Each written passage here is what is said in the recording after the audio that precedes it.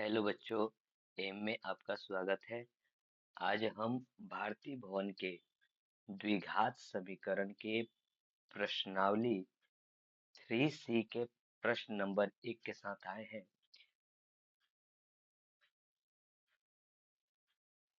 देखते हैं कि इस प्रश्न में क्या कहा गया है। देखिए, प्रश्न को पढ़ते हैं पहले अच्छे से, जिसमें लिखा गया है कि यदि दो लगातार धन पूर्णांकों के गुणनफल और उनमें से छोटी संख्या x का अंतर 25 के बराबर हो तो इस कथन को समीकरण में व्यक्त कीजिए। बच्चों, इसको पढ़ने पढ़ने के बाद आप लोग ध्यान दीजिएगा कि आपको प्रश्न में दिया क्या गया है, बोला गया है क्या कि धन पूर्णांक। ठीक है, तो धन पूर्णांक आप लोग को पता होना चाहिए कि जो भी पूर्णांक होती है वो लगातार संख्याएं इसमें वो भी बोली गई है। तो मान लेते हैं हम लोग, माना माना पहली धन पूर्णांक बराबर x होगी। पहली भी बोल सकते हैं, छोटी भी बोल सकते हैं।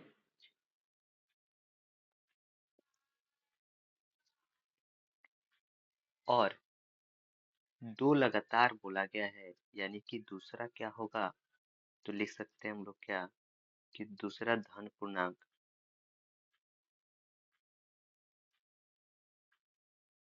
दूसरी धन पूर्णांक बराबर x+, लगातार है, या इसको आप बोल सकते थे कि छोटी और इसको बड़ी।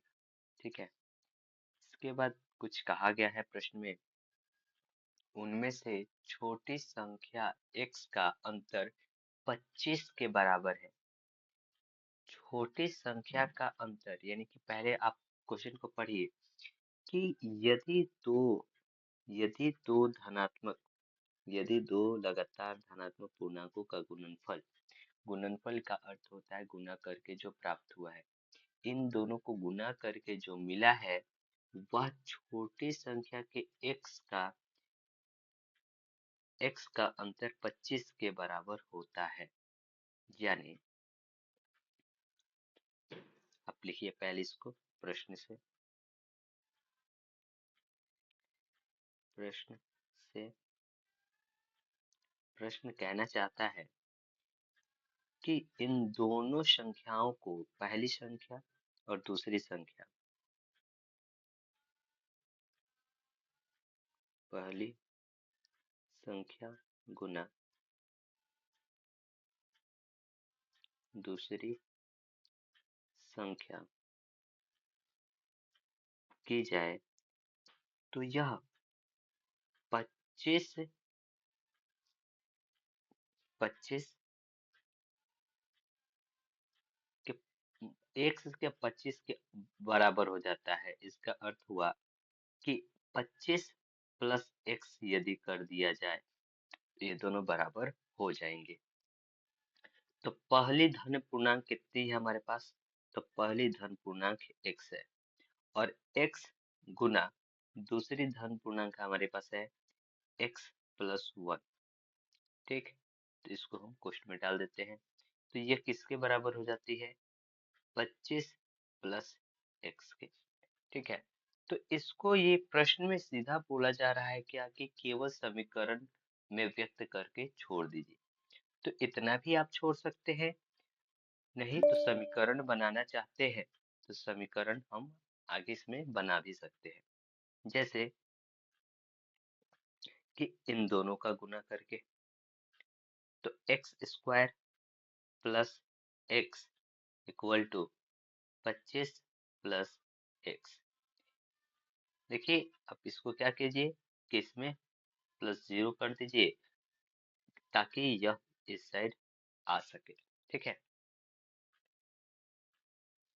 तो एक्स स्क्वायर प्लस एक्स, ये इधर आएगा तो माइनस में एक्स हो जाएगा, और ये भी आएगा तो माइनस में 25 हो जाएगा, बराबर बच जाएगा 0।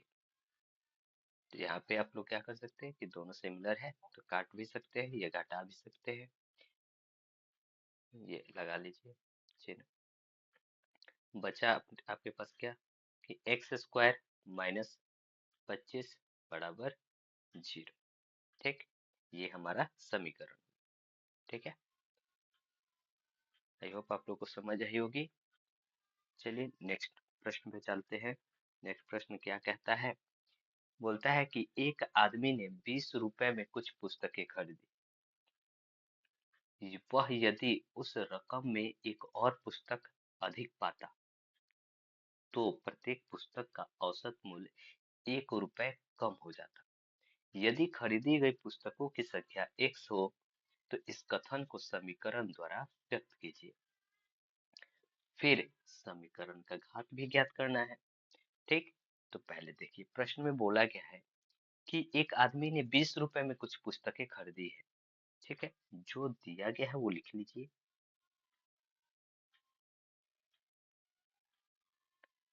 दिया गया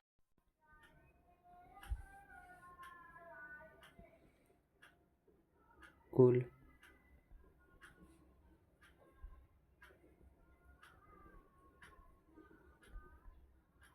पुस्तकों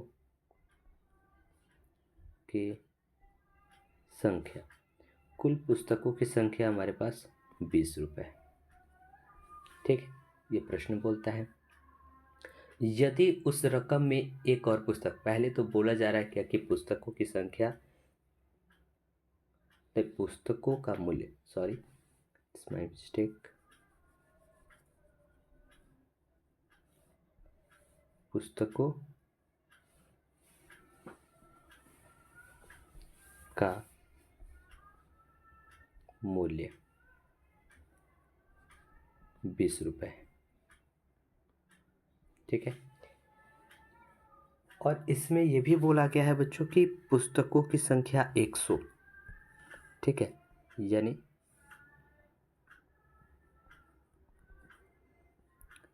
पुस्तकों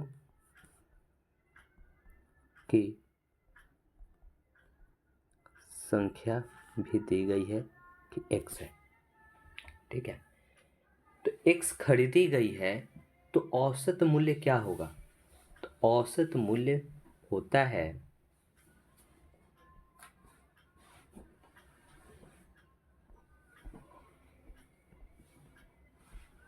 औसत मूल्य बराबर कुल मूल्य बटा कुल संख्या।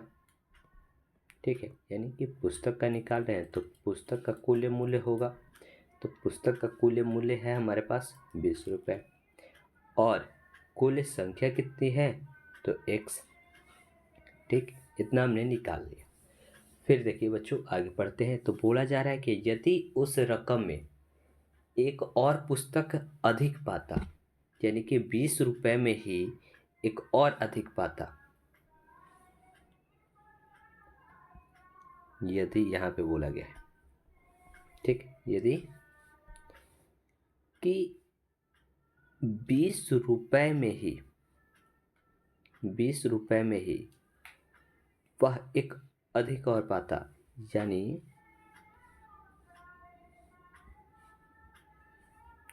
पुस्तकों की संख्या हो जाएगी, पुस्तकों की संख्या, पुस्तकों की संख्या बच्चों x+1 हो जाएगी क्योंकि एक और अधिक पाता। तो इसका औसत मूल्य, तो पहले बात इसका औसत मूल्य हो कितना जाएगा, तो औसत मूल्य, औसत मूल्य इसका हो जाता कुल मूल्य बटा कुल संख्या, यानी कि अभी का वाला संख्या देखेंगे तो अभी वाला संख्या हमारे पास पहले तो कुल मूल्य, तो मूल्य उतना ही, लेकिन औसत मूल्य के लिए यहाँ पे संख्या परिवर्तन हो चुकी है, परिवर्तन हो गई, इतना हो जाएगा। ठीक, अब चलिए आगे और पढ़ते हैं फिर प्रश्न को। अधिक पाता तो प्रत्येक पुस्तक का औसत मूल्य 1 रुपये कम हो जाता, यानी कि पहले के औसत मूल्य से जो पहले का औसत मूल्य आया था उसमें से 1 रुपये कम हो जाता। ठीक है, यानी कि जो अभी मिला है। अब देखिए इसको प्रश्न के अनुसार समझते हैं।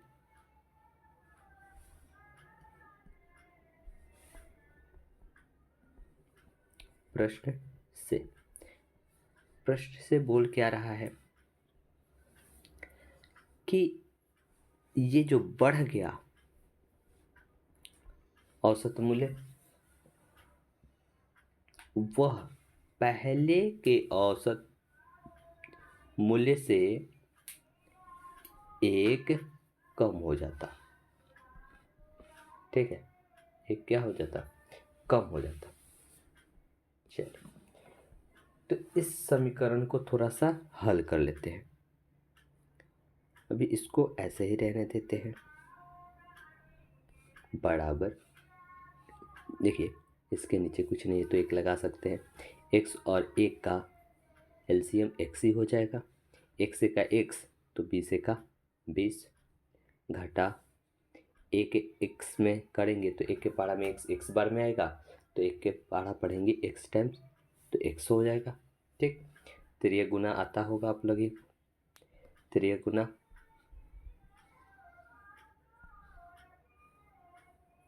त्रिय गुना में क्या किया जाएगा, इसको इससे गुना और इसको इससे गुना किया जाएगा। ठीक है,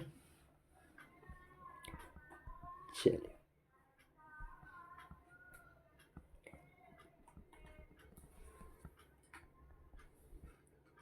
देखिए बच्चों, गुना करेंगे तो x इंटू 20 और इससे पूरे में किया जाएगा, यानी कि पहले से 20 घटा x में गुना करना है हमको x प्लस x। ठीक, इन दोनों को गुना करेंगे तो 20x हो जाएगा, और देखिए 20 से x में गुना कीजिएगा तो 20x, 20 में प्लस x से गुना कीजिएगा तो 20, घटाओ तो घटाओ होगा एक्स स्क्वायर, इन दोनों को करेंगे बाबू तो कितना हो जाएगा, माइनस में ही होगा, माइनस एक्स। ठीक है, चलिए इसके अगले वाले स्टेप में हम लोग बढ़ते हैं। तो देखो आप लोग कभी भी माइनस वाला अधिक पावर वाला होगा तो दूसरी साइड भेजने की कोशिश कीजिएगा। ठीक है, तो ये आ जाएगा इधर, तो हो जाएगा एक्स स्क्वायर, ये आ रहा है। देखिए ये और ये दोनों सिमिलर, या आप लोग ये भी कर सकते हैं कि ये भी प्लस में ये भी प्लस में कट जाएगा, यानी 0 इधर बच जाएगा। ठीक है, इसको हम लोग भेज रहे हैं तो 20x एक्स स्क्वायर और माइनस का प्लस हो जाएगा प्लस x, और यहाँ पे घटा 20 बराबर 0। ठीक, इतना हमको मिल गया, समीकरण तो आ गया। अब ये पूछ रहा है कि इन समीकरण का घात कितना होगा। तो आप लोग देखिए कि इसमें घात कितना दिखाई दे रहा है, घात का मतलब कि पावर कितना है इसका। तो पावर आपको दिख रहा होगा, मैक्सिमम पावर कितना है, 2 है। तो बोल देंगे समीकरण का घात बराबर 2। ठीक है, इतना ही इसका आंसर हो जाएगा। चलिए धन्यवाद बच्चों न देखने के लिए।